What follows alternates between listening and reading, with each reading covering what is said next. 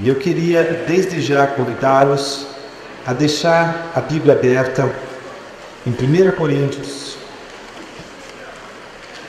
capítulo de número 9.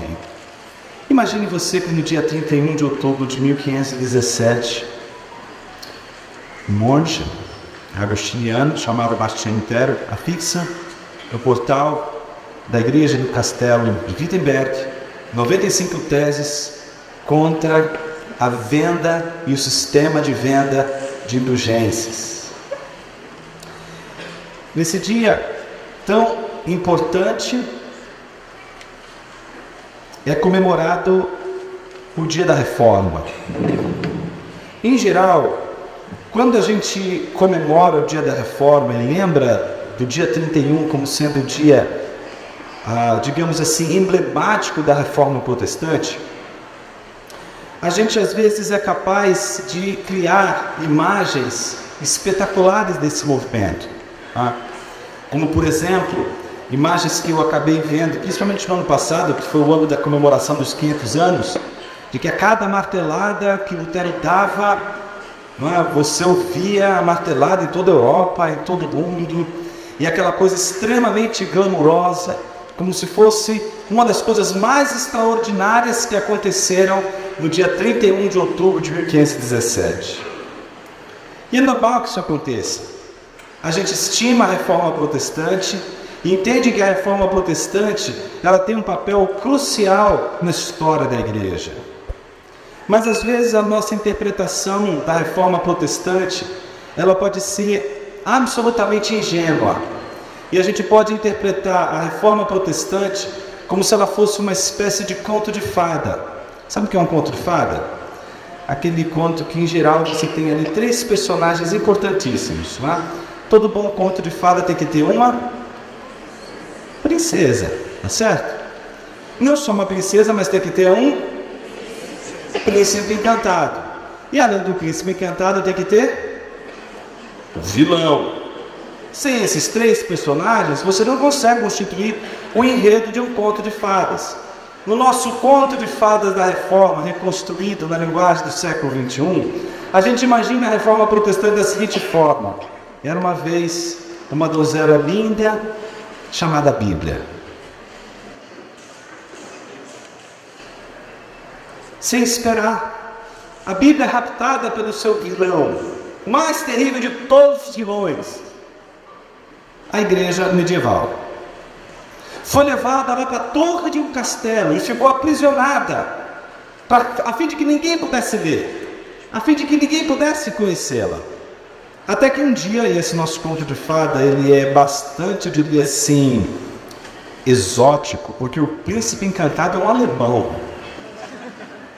E esse príncipe encantado, que é um príncipe alemão montado no seu cavalo branco, chega ali com a sua espada, presta atenção, de 95 gumes, nada mais, nada menos do que 95 gumes. Põe a espada em riste na cara do vilão e diz: dá-me a minha donzela. E então o vilão, não podendo conter as lâminas daquela espada de 95 gumes, entrega então a princesa, a donzela, que é a Bíblia, para o príncipe, que é Lutero. Então eles foram para casa e ficaram os dois felizes para sempre, forever and ever. É muito interessante quando a gente pinta a Reforma desse jeito. E quando a gente pinta a Reforma desse jeito, a primeira coisa que a gente perde é a simplicidade dela. A primeira coisa maravilhosa da Reforma é que ela não foi extraordinária. E a lição dela é essa: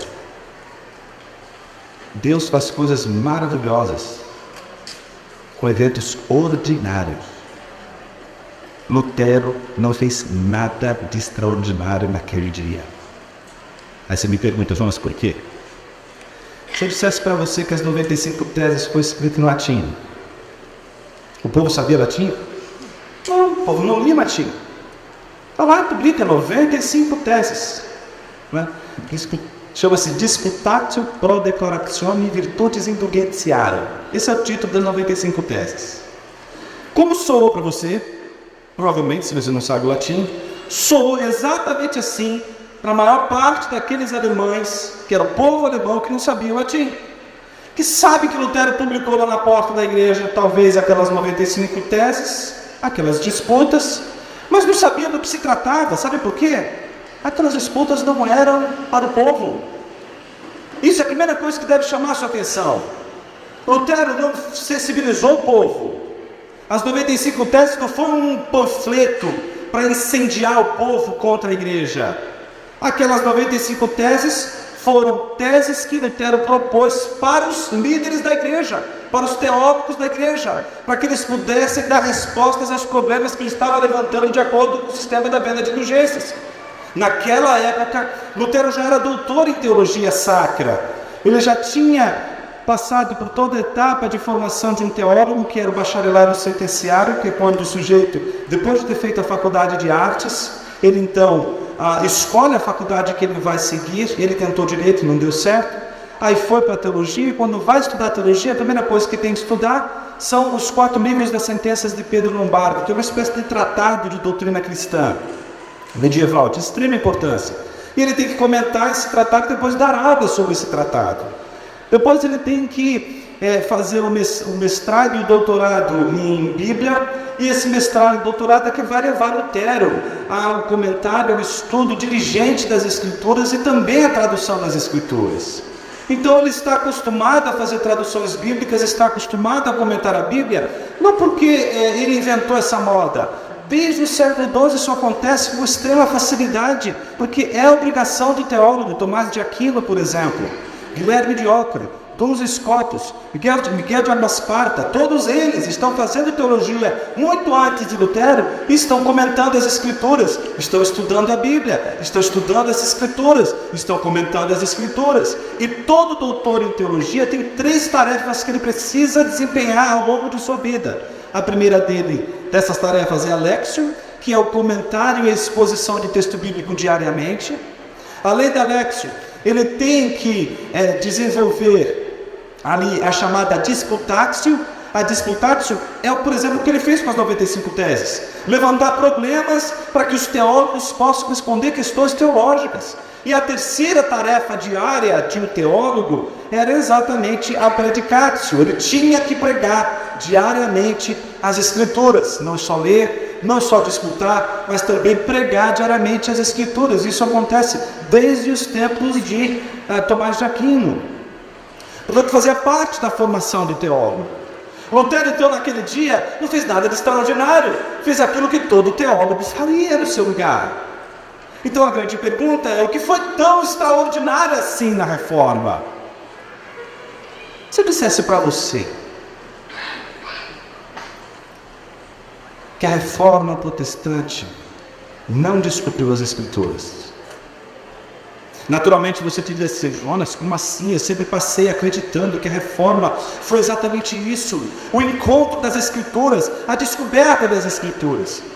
Talvez, se você, digamos assim, se você pense assim: a descoberta das Escrituras é que o povo passou a ler as Escrituras na sua própria língua, aí eu vou concordar com você. Não, sim, realmente, nesse sentido, a Reforma descobriu a Bíblia, porque ela simplesmente traduz a Bíblia para a língua do povo, e o povo começa a ler a Bíblia, começa a examinar as Escrituras na sua própria língua. Mas no outro sentido, a Reforma protestante não descobriu as Escrituras. As Escrituras já existiam e estavam presentes em todo o contexto medieval, sejam nos vitrais da igreja, sejam nos próprios, digamos assim, da própria faculdade de teologia. A igreja medieval amava as Escrituras, a igreja medieval respeitava as Escrituras, a igreja medieval, ela tinha em alta conta as Escrituras e provocava o estudo das Escrituras em todos os seus estudantes. Lutero é fruto deste legado. Portanto, a Reforma protestante, nesses termos, não descobriu as Escrituras. Ela descobriu algo que talvez a gente precise redescobrir hoje, para despertar ou redescobrir a missão evangelizadora da igreja. A Reforma não descobriu a Bíblia, meus irmãos. A Reforma redescobriu o Evangelho.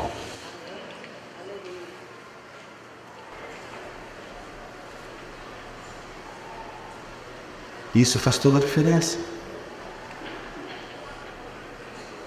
Hoje, meus irmãos, a igreja está repleta de Bíblias.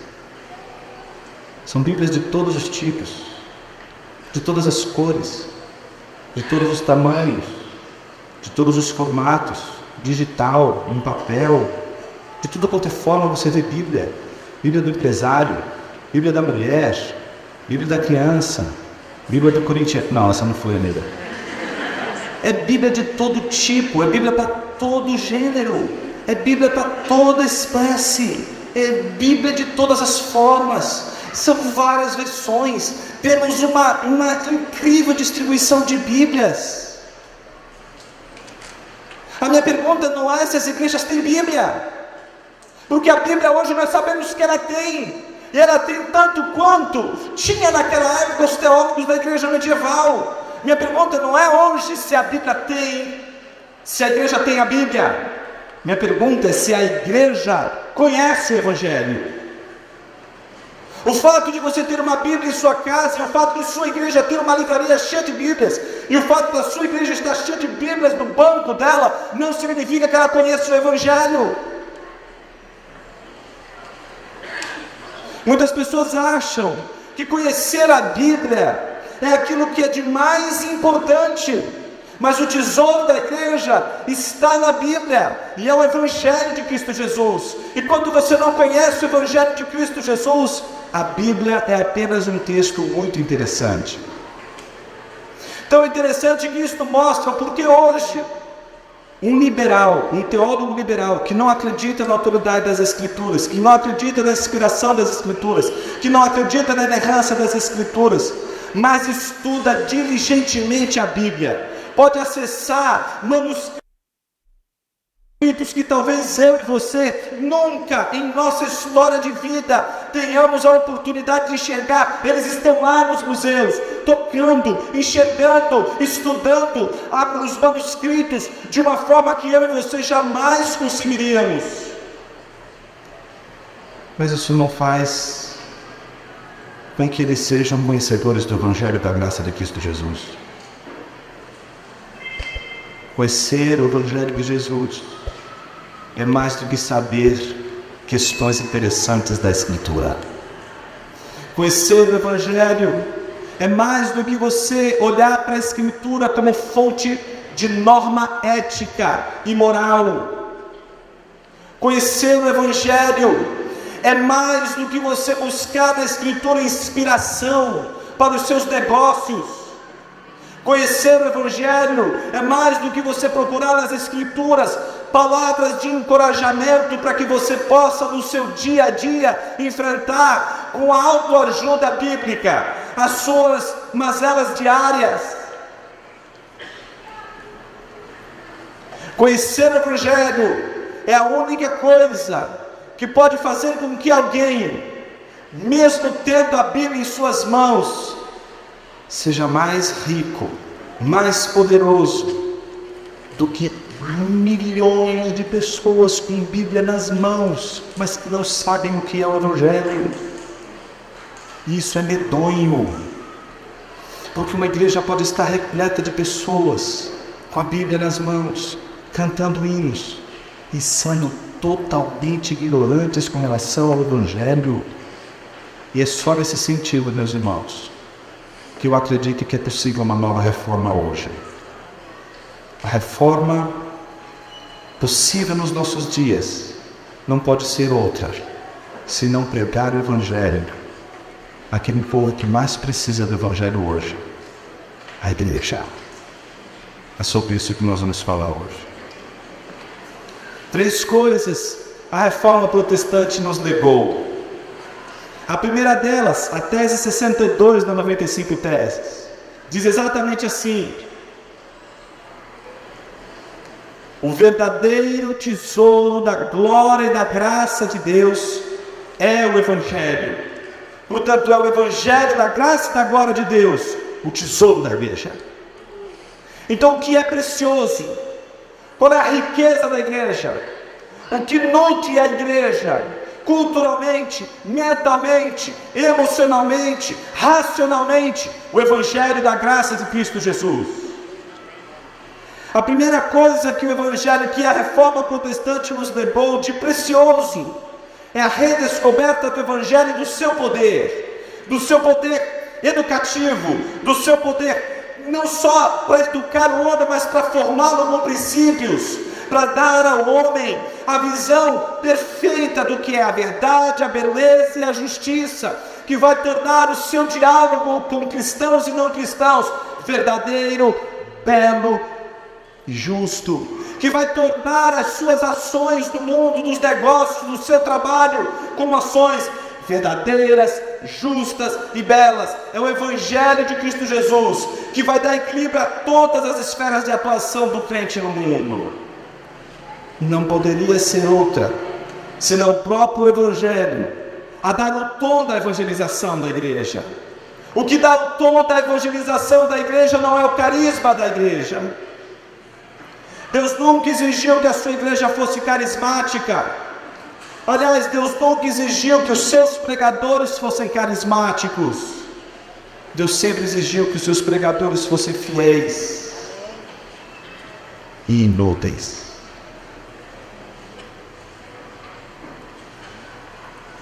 Segundo, o legado da Reforma Protestante não só nos deu o Evangelho, mas nos deu também a pregação do Evangelho. Uma das coisas preciosas que tanto Lutero, como Calvino e tantos outros reformadores praticaram em sua relação com a igreja, foi a pregação expositiva da palavra de Deus. A pregação expositiva e sequencial, ela nos unida, meus irmãos. Nós achamos que nós temos que prestar atenção no mundo à nossa volta para pregar. Não é o mundo que tem que pautar a igreja. Não é o mundo que tem que pautar a agenda do púlpito da igreja. É a palavra de Deus que tem que pautar sua mente. É a palavra de Deus que tem que pautar a tua inteligência. É a palavra de Deus que tem que pautar a agenda de sermões da igreja. É a palavra de Deus que tem que pautar os temas que a igreja vai tratar. E quando o pastor resolve pregar um livro da Bíblia, não tem jeito, ele vai ter que ir do começo ao fim, e ele vai ter que pregar aqueles textos que ele não dá. Essa é a bênção do sermão expositivo. Quando o seu pastor começa a pregar um sermão expositivo atrás do outro na sua igreja, a primeira coisa que você vai ver é como ele vai ficar cada vez mais abençoado na exposição da palavra. Sabe por quê? Porque a palavra vai moer ele. A palavra vai humilhar ele. A palavra vai fazer ele conhecer a dependência de Deus para pregar o tempo todo. Terceira coisa importante, terceiro legado da reforma. Eu acho emblemático que Lutero, logo de cara, na reforma que ele propôs, tenha feito a igreja cantar. Botou todo mundo para cantar. Criou um hinário, fez o povo cantar. O povo não cantava, o povo só assistia. A igreja era dividida em duas partes: a igreja que ensina e a igreja que ouve. A igreja que canta e a igreja que ouve. A igreja que prega e a igreja que ouve. Agora não, Lutero está dizendo o sacerdócio de todos os crentes. Os crentes também cantam, os crentes também pregam, os crentes também ensinam. A igreja agora faz e presta o culto a Deus. Ela foi chamada para a sua responsabilidade. E se hoje você está cantando hoje na igreja, você está cantando hoje na igreja por causa deste homem, que botou o hinário de novo, colocou o hinário dentro da igreja, fez o hinário, compôs canções, fez a igreja cantar na sua própria língua. Isso é muito sintomático, porque é como se Lutero estivesse dizendo que toda a pregação do Evangelho é o meio pelo qual o Evangelho produz a igreja. Se eu pudesse resumir tudo o que a gente disse até agora numa pergunta, seria esta: como Deus cria um povo? Deus cria o povo do Evangelho. O Evangelho é a fonte criadora da igreja. Se a gente pudesse fazer todo um exercício na igreja para descobrir o que sustenta e o que faz a igreja relevante hoje no mundo. Não é se ela é grande, não é porque ela tem templos suntuosos, não é porque ela tem grana, não é porque ela tem bons músicos, não é porque ela tem bons expositores, é porque lá no fundamento de todas as coisas está o Evangelho da graça de Cristo Jesus. E quando o Evangelho não está ali, meus irmãos, estamos em apuros.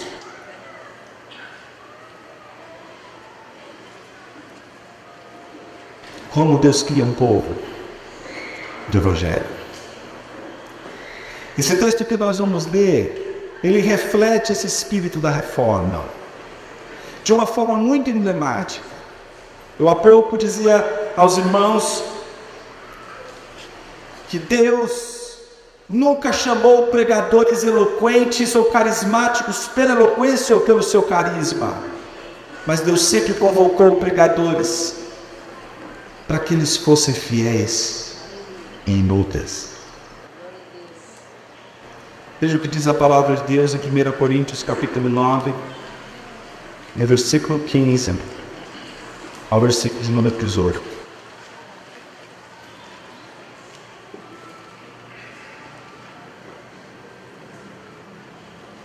Mas não tenho servido de nenhuma dessas coisas, nem escrevo isso para que assim se faça comigo, pois para mim seria melhor morrer.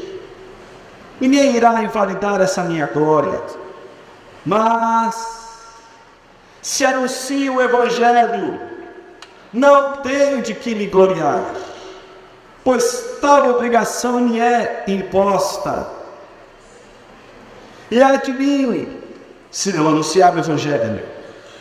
Se pois o faço de boa vontade, tenho recompensa, mas se não é de boa vontade, estou apenas encarregado de uma tarefa. Existem muitas situações na igreja evangélica brasileira hoje que tornam a evangelização algo muito complexo. E uma delas é a individualização na evangelização. Essa individualização na evangelização ensina a igreja que você precisa cuidar de você para você poder evangelizar uma pessoa. E toda a aposta dessa evangelização é pessoal, individual. Você vai chegar lá, você vai pegar o Evangelho, e o poder do Evangelho vai quebrar as cadeias, e a pessoa então, se é um eleito de Deus, vai se humilhar diante de Jesus e se submeter ao senhorio de Cristo. Entretanto, meus irmãos, coisa bem diferente é entender que não pregamos o Evangelho para conquistar almas. Meramente, alguém poderia dizer assim, mas Jonas, não é isso que a gente sempre aprende?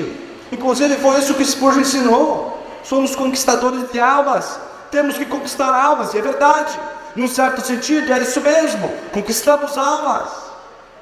Mas isso precisa ser entendido num contexto mais amplo do que a nossa vida egocêntrica, do que nosso individualismo. Individualizamos a prática da pregação.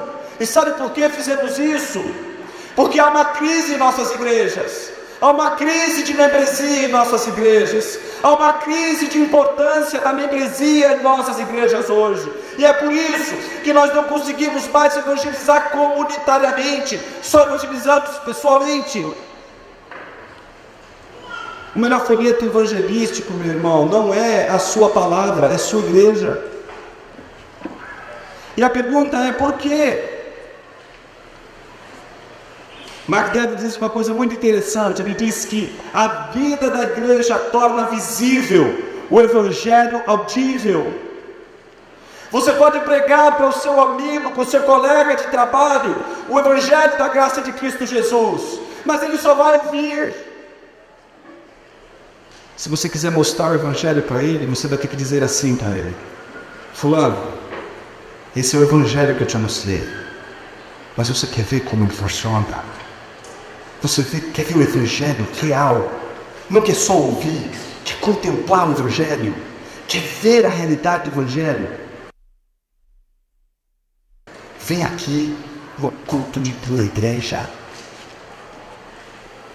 Agora acho que você já sabe que a crise da evangelização comunitária está instaurada nos nossos dias. Muitos de nós aqui teremos reticências de trazer pessoas que estamos pregando o evangelho em nossas igrejas, por inúmeras razões. Uma delas é porque talvez a pessoa que esteja indo para a sua igreja e que não conhece o evangelho, ela na verdade ao olhar para os membros da tua igreja, diz assim, poxa, mas em nada eles são diferentes de mim mesmo. Eles querem grana, eu quero grana. Eles querem sucesso, eu quero sucesso. Eles estão pedindo para Deus tudo que eu peço também do meu orixá. O que há de diferente nisso tudo? O que há de diferente nessa comunidade? O que há de diferente nessa comunidade que me faz tremer de temor e ver aqui algo que eu nunca vi na minha vida? Se eu dissesse a você que a evangelização comunitária depende do trabalho comunitário, mas observe como a gente faz hoje. A gente diz assim, quando a gente quer fazer evangelização comunitária, a gente diz, não, mas a gente não pode fazer um culto, porque o culto ele não pode vir. Se a gente fizer o culto, vai assustar. Vamos fazer uma balada gospel, põe aqui um monte de coisa aqui, vai ser muito louco. Vai ver. Ele chega, ele entra aqui, vai estar aquele clima, e aí o cara é convidado e chega, vem. Esse é o famoso evangelismo de emboscada, sabe? Você prepara a emboscada para o seu evangelizando. E aí você diz assim, ó, vem, olha, como você está aí? Como você está me levando? Ah, cara, é uma noite aí legal, uma balada super show, você vai curtir pra caramba, vai ser bem legal, vem. E depois você vai descobrir, o cara ele sabe que ele tá, outro que tá se afiando, mas ele entra, tá lá aquele som e tal, pô, bacana, as pessoas ali, que bacana, de repente, no meio, tchan, aparece alguém pregando o evangelho, fala, pô, rapaz, você me trouxe pra igreja. Essa é a buscada. Você primeiro faz o cara acreditar que não está numa igreja, aí depois que ele está ali, você diz que é uma igreja, mas agora é uma igreja que não tem cara de igreja, para tentar convencer para ele de que aquilo que não tem cara de igreja é igreja. Parabéns, eu sabia que tem gente. Muito. Você sabe por que você fez isso? Porque você morre de vergonha do evangelho, Jetuel. Você é um incrédulo. Você tem vergonha do evangelho. E é para ter vergonha mesmo. Porque o evangelho não é para não se ter vergonha, é para se ter vergonha. E somente aqueles que lutam e não têm vergonha do evangelho é que conseguem pegar o evangelho. Por isso que Paulo vai dizer, por isso não me envergonho do evangelho. Porque o comprometimento que o pregador tem com o evangelho é o comprometimento com algo que tem 100% de chance de fazer ficar vergonha do evangelho. É uma luta pregar o evangelho, porque ele vai colocar você em vergonha. O Amor tem um exemplo que eu gosto muito quando ele vai ilustrar essa passagem de Paulo. Eu já tarde já estava falando um pouco sobre isso. Ele diz o seguinte, imagine a seguinte cena.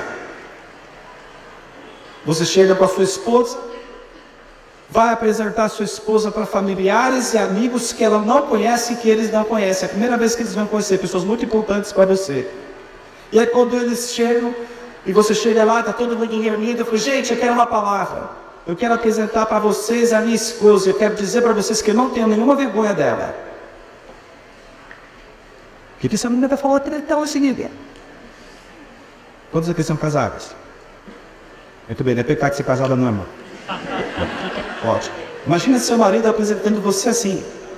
Olha, eu não tenho vergonha dela. O que você ia dizer para ele? Ué, você tem vergonha de mim? Eu sou feia? Tem alguma coisa que você não gosta? Eu sou ridícula? O que é mim? Você está te causando essa vergonha? Esse estranhamento? Como assim? Exatamente isso, meus irmãos. O evangelho é algo que pode suscitar vergonha, sim. Mas só prega quem vence a vergonha. Tudo nessa vida vai conspirar para você tornar o evangelho palatável, para que só vai receber o evangelho do que levar a ele. A gente quer suprimir a luta dos homens ímpios com o evangelho, achando que vai facilitar o caminho, mas é a pregação do Evangelho nua e crua que cria o povo de Deus. Algumas coisas me chamam a atenção no texto de Paulo e que parecem muito semelhantes à vivência dos reformadores. Veja Lutero, veja como ele se comportava diante da situação que estava diante dele. Toda situação poderia provocar uma enorme vergonha coletiva, mas o que está em jogo não é mais a reputação. O que está em jogo é o fundamento da sua vida. O que está em jogo hoje em nossas igrejas, meus irmãos, é o fundamento da igreja. E para uma igreja tornar visível o Evangelho de Deus, sabe o que nós deveríamos fazer? Cuidar da igreja. Eu vou te dizer aquilo que a reforma nos legou. Se você quer aprender a evangelizar hoje, você tem que primeiro cuidar da igreja. Não é cuidar de você, egoísta. Não é cuidar da sua espiritualidade. É cuidar da sua igreja. Abra a sua agenda hoje. Abre a sua agenda e me diga quanto tempo você tem gasto na sua igreja. Você pode dizer isso hoje? Uma igreja em minha vida. Ou a igreja é só um passatempo que você coloca ali e que de vez em quando lhe permite o tempo, você dá uma atenção. A igreja hoje se tornou um grande negócio. E homens com base no seu interesse comercial, meramente comercial, têm transformado a comunidade de Cristo, que deveria ser uma comunidade discipulada, têm transformado a comunidade em uma comunidade de consumo. Pessoas estão consumindo produtos numa igreja. Elas estão entrando em suas igrejas. E elas, quando entram em suas igrejas, o que elas mais procuram é conforto. Tem isso, tem aquilo. Louvor, como é que é? E aí, tem trabalho para crianças? Tem trabalho para ter estacionamento? Tem aniversário? Não, se não tem, eu não vou. A minha pergunta nesta noite é uma só. Como podemos falar de evangelização se a nossa vida na igreja não expressa a realidade do Evangelho? Você só vai poder ter autoridade para evangelizar, dizer para alguém que o Evangelho é verdadeiro, quando você puder mostrar para ele que o Evangelho é verdadeiro. E sabe o que a gente faz hoje? A gente quer provar para as pessoas que o Evangelho é verdadeiro, porque nós estamos bem de vida. Não é você a prova de que o Evangelho é verdadeiro, é a igreja de Cristo Jesus. A beleza e a edificação da igreja dependem da sua ordem. Nehemiah Cox, que era um pregador importante, que tinha a base do seu pensamento na estrutura da teologia reformada, disse exatamente isso, de que a igreja ela precisa ser embelezada. A igreja precisa ser adornada, ela é a noiva de Cristo. E que tipo de noiva estamos se preparando? Porque é ela, meus irmãos, que vai apontar para Cristo. É ela que vai fazer os homens enxergar que Jesus. É ela que vai apontar para o ímpio, a presença de Deus no mundo. Imagine a seguinte situação, Paulo está dizendo: se anuncio o Evangelho, não tem de me ganhar, pois tal obrigação me é imposta. Você acha mesmo que Paulo está preocupado com os dividendos? Você acha mesmo que Paulo está preocupado com quantas almas ele vai ganhar? Paulo não está preocupado se ele vai ganhar ou não vai ganhar. Ele está preocupado com ter uma ordem que lhe foi dada. A evangelização, no princípio reformado, não é uma situação de um ministério local e pontual da igreja, e que aqueles irmãos que são responsáveis pela evangelização, eles é que devem programar uma evangelização de impacto, do bairro, na sociedade, e ganhar almas para Jesus. Não, meus irmãos. A evangelização, nos termos da reforma protestante, ela sempre será uma ordem divina. Não pregamos o Evangelho por causa das almas, pregamos o Evangelho por causa de Jesus. Não pregamos o Evangelho por causa dos homens, pregamos o Evangelho por causa de Deus. Não pregamos o Evangelho porque amamos ou deixamos de amar alguém, pregamos o Evangelho porque amamos a Deus. E se você ama a Deus, você vai ser capaz de pregar o Evangelho até para quem você não ama. Quem foi que disse que os seus afetos são importantes na pregação do Evangelho? Quem foi que disse que você precisa amar aquele a quem você vai evangelizar? Você tem que pregar o Evangelho. Deus não te deu escolha. Você não pode escolher público, você não pode escolher pessoas, você não pode escolher ninguém. Seja seu chefe, seja alguém que seja subordinado a você, seja seu amigo, seja uma pessoa que te persegue no trabalho, seja uma pessoa que te odeia, seja uma pessoa que queira te ver pelas costas. Não importa qual seja a pessoa que esteja em seu caminho, Deus não te deu autoridade para escolher absolutamente ninguém. Só Ele elege, só Ele escolhe. Você e eu pregamos e nada mais, e pregamos para todos os tipos de pessoas, para todos os homens da face da terra. Ninguém pode deixar de ouvir o Evangelho, ninguém pode deixar de ouvir o anúncio do Evangelho. Glória a Deus. Então a primeira coisa que a gente não pode deixar de lado, de que a pregação do Evangelho é uma ordem. Temos que pregar. A segunda coisa importante: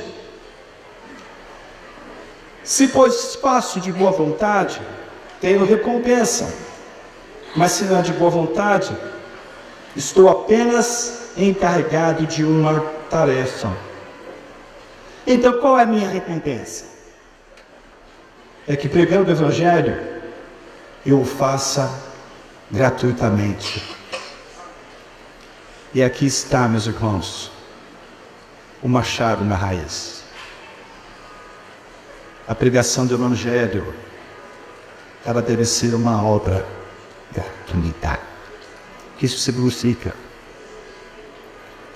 que não tem como você sair ganhando nessa história. Você sempre quer sair ganhando. Eu quero fazer isso, mas o que eu vou ganhar? Tudo bem, eu vou fazer isso, mas o que eu vou sair ganhando com essa história toda?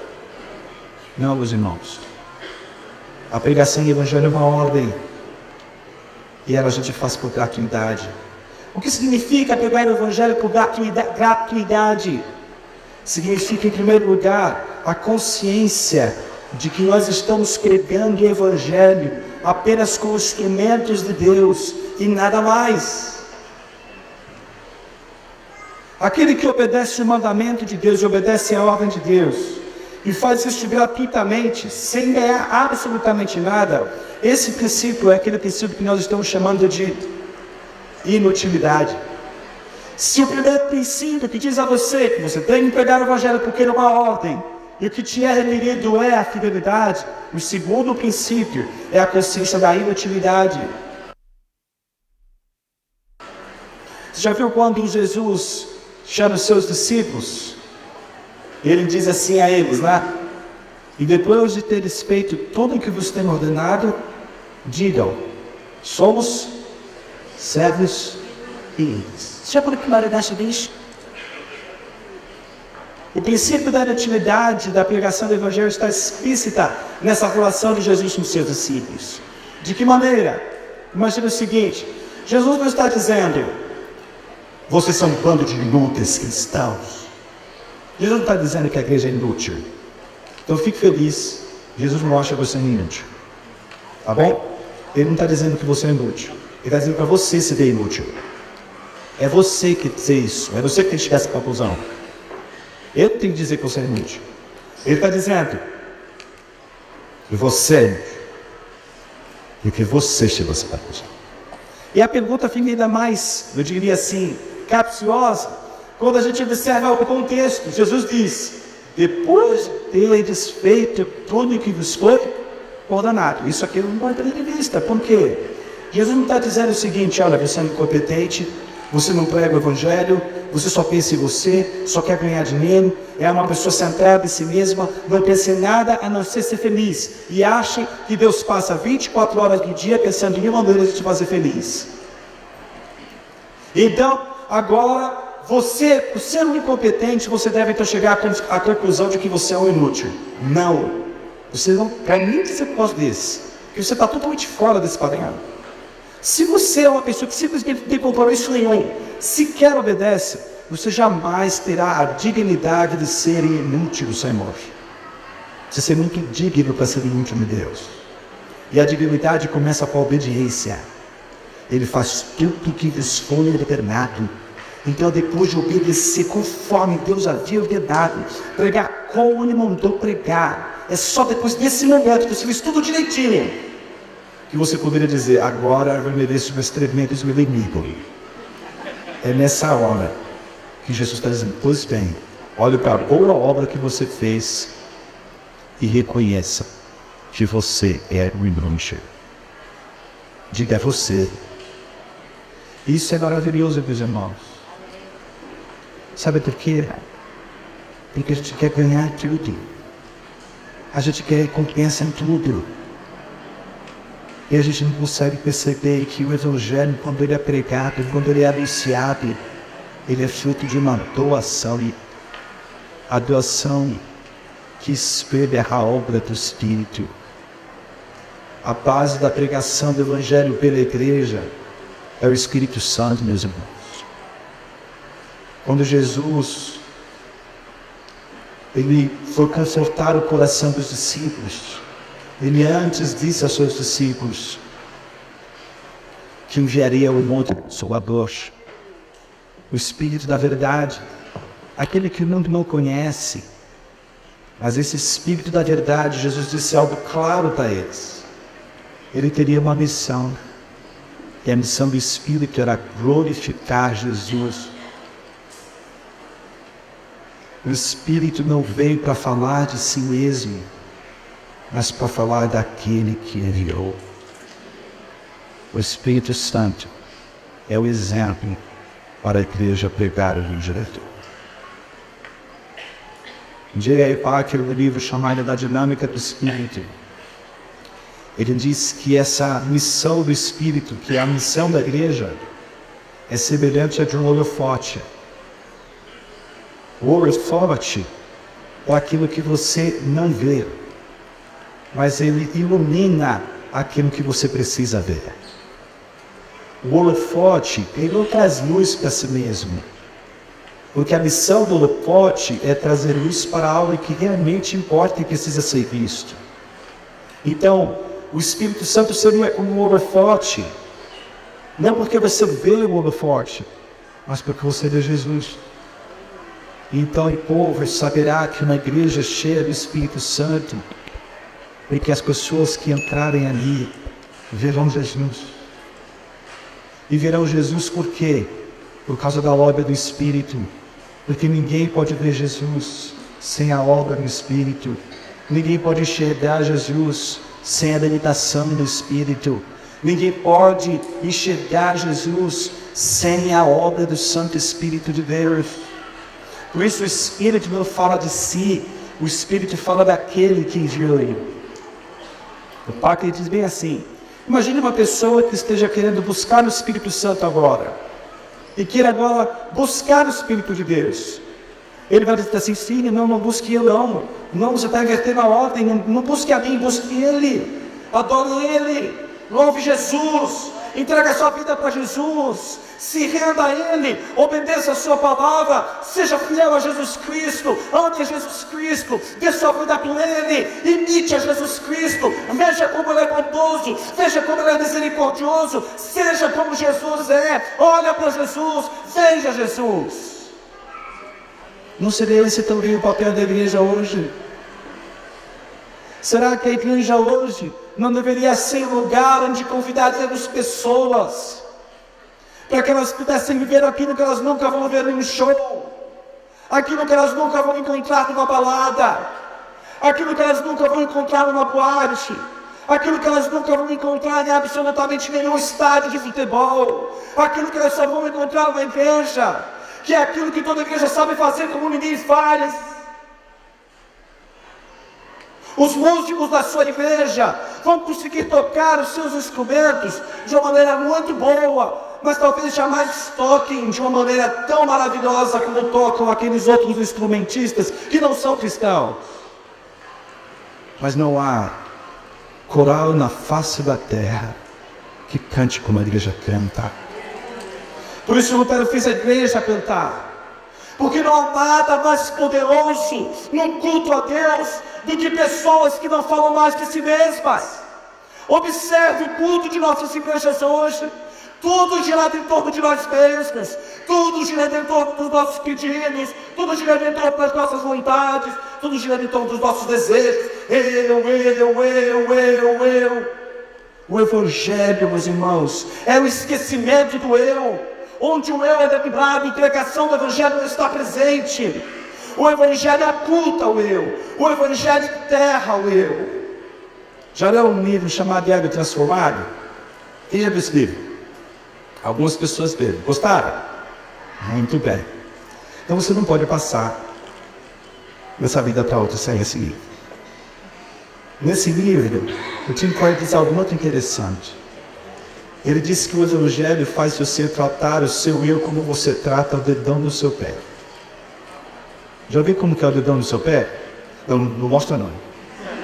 Deixa eu ver. Mas eu garanto para você que seria muito estranho uma pessoa que fica 24 horas olhando para o seu dedão. É estranho. Gente, o que é isso? Essa pessoa não para de olhar para o dedão. Eu não é possível, ele me encanta. Olha, eu olho pro meu dedo e fico vendo as horas. Eu não consigo pedir hoje no horário do trabalho, no emprego, porque eu fiquei olhando pro dedão. Eu não consigo fazer outra coisa. Em tudo que eu estou fazendo hoje, eu não consigo hoje cultuar, não consigo hoje ler a Bíblia. Não consigo orar para ninguém hoje, porque é o meu dedão. Ele me tocou de um jeito que eu não consigo tirar ele dos olhos. Não é estranho uma pessoa assim? Pois bem, uma pessoa olhando centrada, ela é tão estranha quanto uma pessoa que olha para o seu dedo centradamente, olhando o dia inteiro por ele. Você é esquisito se você é inocente. E as nossas músicas, elas revelam isso, meus irmãos, hoje. Revelam uma igreja que aparece demais no culto. E quando ela aparece demais no culto, as pessoas veem que não precisa ver. Quando você leva uma pessoa para a tua igreja, a tua esperança deve ser a de que elas vejam Jesus, vejam o Evangelho, precisam. Mas você vai só falar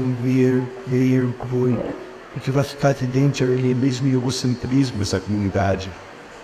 Mas quando essa comunidade está centrada no Evangelho da graça de Cristo Jesus, quando ela entende tudo que é Jesus, do começo ao fim do culto, tudo que é falado para ele, nada é lembrado sobre quem nós somos, nada é lembrado sobre nós, tudo é dele, tudo por ele, tudo para ele.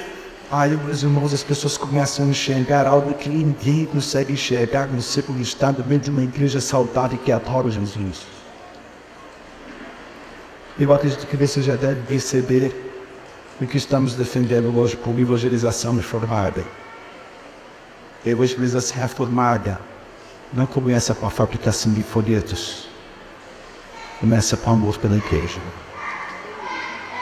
O Paulo só fez a reforma que fez.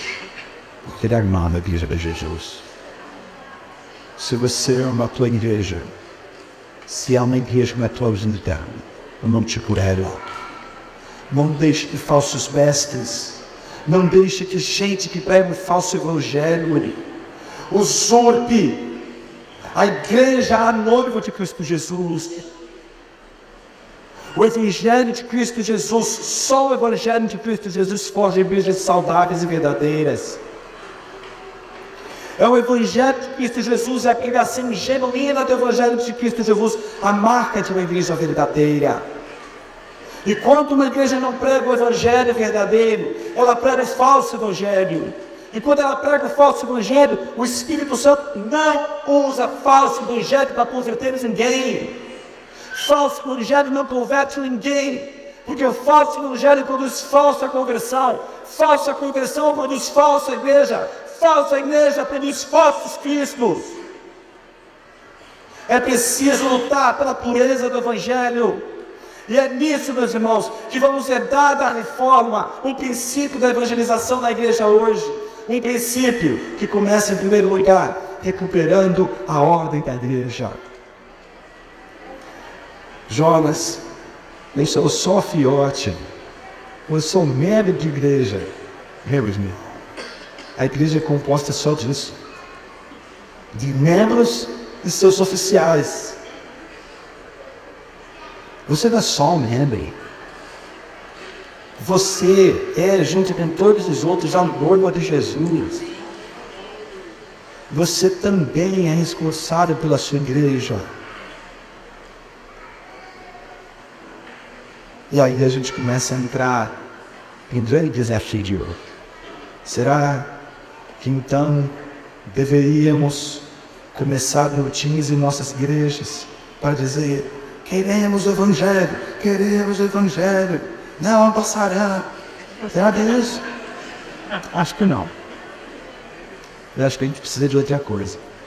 Sabe quando que vai começar a mudar as coisas na sua igreja? Quando você descobrir que você precisa, em determinados momentos da sua vida, do seu dia a dia, tomar um café, almoçar, tomar um café da tarde e talvez jantar. Pessoas normais tomam refeições ao domingo de dia, não? Por que não convidar o irmão da igreja para almoçar contigo? Não para falar de Chile, não para falar de amenidades. Por que não convidar um irmão da igreja para dizer assim: irmão, hoje eu queria falar do Evangelho contigo. Eu preciso ouvir o Evangelho e falar do Evangelho contigo. Eu não vou, tem que falar do Evangelho. Vamos recuperar o Evangelho aqui, a nossa conversa. Vamos dar testemunho do Evangelho aqui. Será que Jesus não pode fazer isso? Será que a gente não teria tempo a cuidar uns dos outros? Sim, meus irmãos, a evangelização começa com o dono da igreja. Quando uma igreja começa a discipular uns aos outros, meus irmãos, pode no púlpito, um pastor não presume mais o Evangelho. Todo domingo prega o Evangelho. Sabe o que é maravilhoso que acontece? É um milagre. Deus começa a mandar para essa igreja um monte de livros para serem convertidos pela pregação do Evangelho. Porque ele sabe de ali que um pastor fiel e uma igreja que vai disciplinar. Aí ele só precisa disso, meus amigos. Tudo o resto é vaidade. Tudo o resto é orgulho. Tudo o resto é a busca de poder, de honra, ou de casais. Eu queria orar por você nessa noite, para que Deus nos vai dar graça de amarmos nossa igreja, zelando pelo Evangelho, zelando pelo discipular, para que a gente possa, com alegria, convidar pessoas para ir em nossa igreja e dizer: eu quero te mostrar o Evangelho, sem medo de saber que aquela pessoa, quando chegar em nossa igreja, ela só pode ter duas reações. E as duas sem nem mais. Ou ela vai achar tudo fedido, ou ela vai achar tudo cheiroso. Ou ela vai sentir o bom perfume de Cristo que exala dos filhos de Deus, ou ela vai sentir mau cheiro que sai dos filhos de Deus. Os dois saem. E uma igreja verdadeira fede e cheira bem ao mesmo tempo. Aqueles que se perdem na morte vão sentir cheiro de morte. Você não tem que se preocupar com isso. Meus irmãos, quando aqueles que encontram a vida sentem o aroma de Cristo no poder de Deus, eles entregam tudo que têm para seguir Jesus e viver aquilo que lhes dê aqueles irmãos de bem. Vamos orar. Senhor Deus, nos ajude a descobrirmos de novo o Evangelho em nossas igrejas. Ó Senhor, temos tantas Bíblias, temos tantos recursos, e mesmo assim, o Teu Evangelho está escondido. Ajude-nos, Pai querido, a tornar visível o Teu Evangelho, a fazer o Teu Evangelho visível quando estivermos pregando. E que a Tua igreja seja como um holofote que ilumina Jesus. Que pessoas, Senhor, chegarem em nossas igrejas, vejam Jesus, vejam a Sua palavra, sejam impactadas pela centralidade da pregação do Evangelho. Nos ajude, Senhor, a amarmos a Tua igreja e o Senhor amou e deu sua vida por ela. Assim os irmãos, em nome de Jesus. Amém.